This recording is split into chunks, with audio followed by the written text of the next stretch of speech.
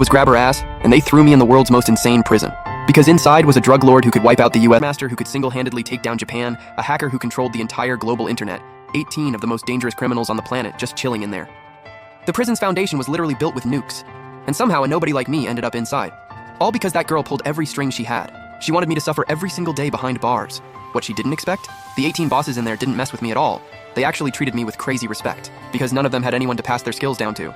So I became the student of all 18 of them.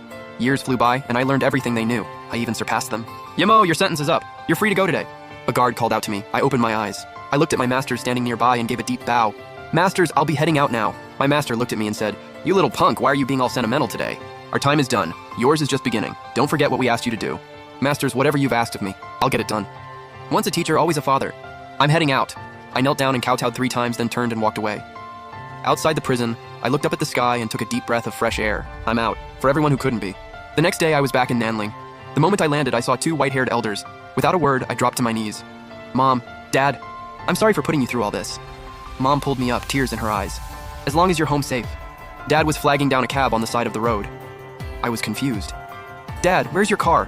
When I went in, we still had a few companies running. Clearly something had gone wrong. Sure enough, Dad gave a bitter smile. "Son, after you went in, the business fell apart.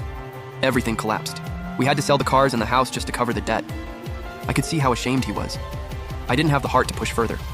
Mom gave Dad a look. "The kid just got home? Why are you bringing all this up?" Then she turned to me.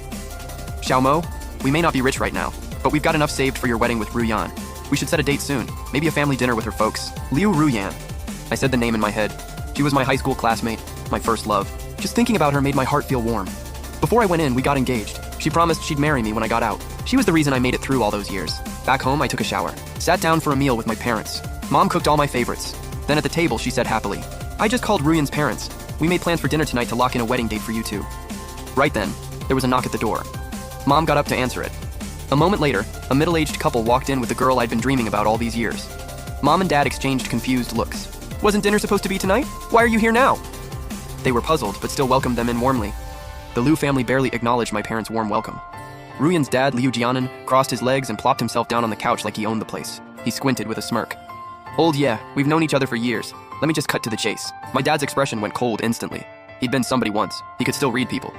Liu Jianan leaned back arrogantly and said, "My daughter's a department manager at Huayao Group making 6 figures. Your son's an ex-con. You really think he's good enough for her? I'm here to tell you straight.